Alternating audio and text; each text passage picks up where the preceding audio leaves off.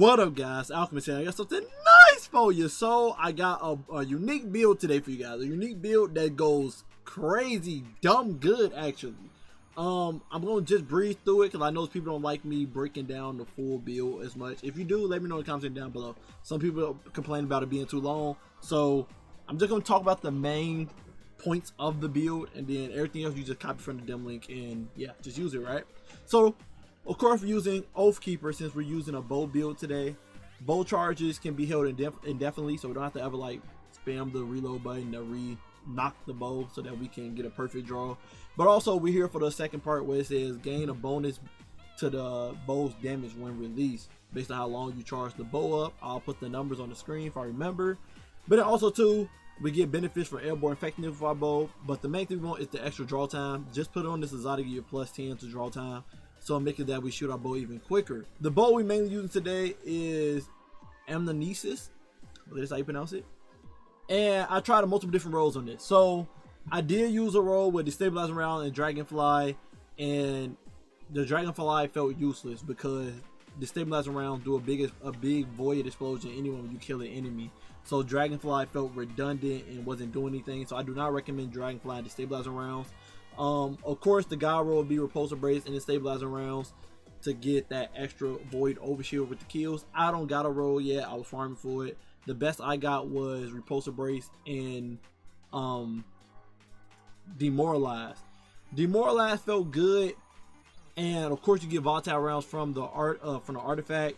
So that was my go-to at first, but the huge void burst explosion that this does when you kill an enemy is just so good that I just could not take my hands off of this bow compared to my other bow with Repulsor Brace and Stabilizing Rounds. At first I was like, we're gonna do volatile explosions with weakening with Repulsor Brace, but because it felt lackluster without the Stabilizing Round doing that huge void burst killing enemies, I had to go back to this roll right here. So this roll right here, you get it from just completing the seasonal challenge from last week, I believe, from getting bow kills, and you'll get an Archer Tempo plus the Stabilizing Rounds roll. Again, I recommend Repulsor Brace instead of Archer's Tempo, but Archer Tempo not bad either. Make you shoot the bow even quicker. It gets a draw time masterwork. It's already got 500 draw time because of the bowstring it gave it and arrow it gave it. Then you throw on Oathkeepers, making the draw time even quicker. And then it also comes with the double trace. So if you're playing with teammates, you put on one of over so it can shoot even quicker than this. Or keep on a regular perk that makes that the draw times even quicker on its own already. So this is the main bread and butter of the build. We're rocking a strand bow. This strand bow, I believe I got it from Warlord Ruins. Pretty sure it's Warlord Ruins. I got Hatchling on mine and Arch Tempo as well to make it shoot fast. I wanted to just shoot fast with two different bows. You can run Sever instead. I do have a roll with Sever and Hatchling, so enemies do less damage. So Sever, Arch Tempo in the first slot, and then Hatchling in the second slot, right? And then of course we're rocking Leviathan's Breath in our heavy slot with stun unstoppables and do heck of damage. Still to this day, Leviathan Breath does a lot of damage towards enemies in general, right? Champions and all. So Leviathan Breath is here as well.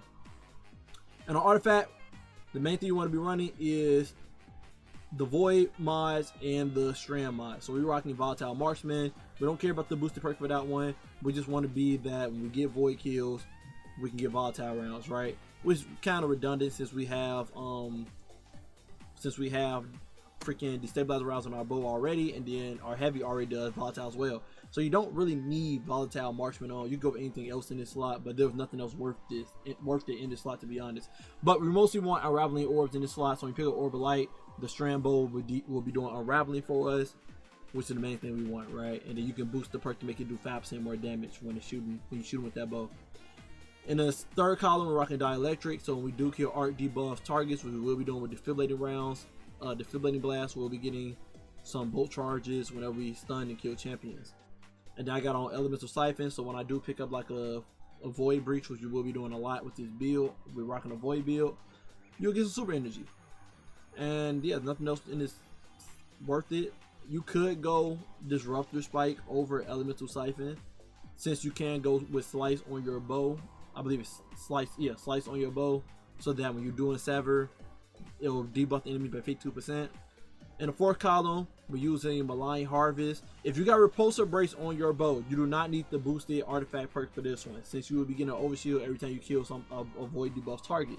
So I only got this on because I do not have the gyro yet with Repulsor Brace and destabilizing rounds. But if you do, you do not need the boosted perk for this. You want to go with boosted Horror Shuttle, so that the threadlings that you are making with your strand bow with the hashlings, it will sever the targets in the room. And then I would say put on Disruptor Spike instead of Elemental Siphon, so that all the threadlings that you'll be making in this build will be severing the enemies in the room, so they do less damage to you. That's what I really want in this build, so that the overshield and the sever on the enemies, making that my survivability is invincible with Devour on, and invisibility is being propped.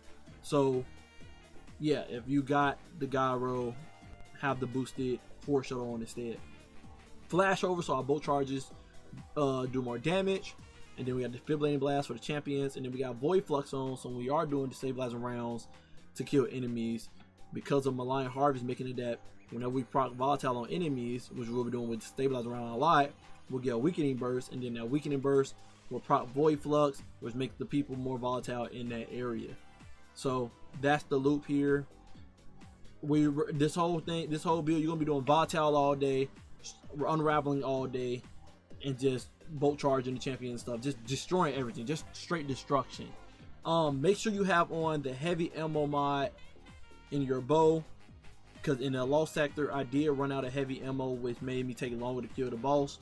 But if I had more heavy, the boss would have died quick. So make sure you have some heavy ammo finder in your bows, and then make sure you have at least one heavy ammo finder in your helmet. These are the mods I'm rocking. To take a quick check of it, the mods I'm rocking, it'll be in the Dim app. And then the fragments we're rocking, here they are. We're rocking, this will be on triple jump. Gambler dies, get our smoke back quick. Triple jump. We're rocking Suppressor Grenade to handle all overload champions, since we don't have anything else in our build to handle overload champions. So this is what we're rocking, and then we got a tether for overload as well. So we rock Suppressor Grenade to blind enemies as well. We're rocking Stars Executioner, so we kill enemies from the debuffs we're gonna be doing. We're going invisible. And then we got On the Prowl just for the extra aspect slot. No other real reason. You could take On the Prowl off and put on Vanishing Step if you want to, just so you can chase them, go invisible whenever you want to. On the Prowl ain't really on for no reason, to be honest. Just for the extra, I guess, the ability energy, right? And then we're rocking Harvest, because we're gonna be killing weakened enemies, so that's a lot of orbs and void breaches. Starvation for Devour. Persistence for the longer envious and overshields, and Devour. Explosion, because we will be doing void explosions with the volatiles. The volatile count as void ability explosions, I believe, kills. And then of course when we suppress people with our tether, they'll blow up, causing more explosions. But we mostly did it for the extra intellect. And then we got Succession on for the volatile targets, make void breaches, and our finisher move do volatile as well. That's the whole build. Hope you guys enjoy it. Love you guys. Appreciate you guys as always. And until next time, stay up.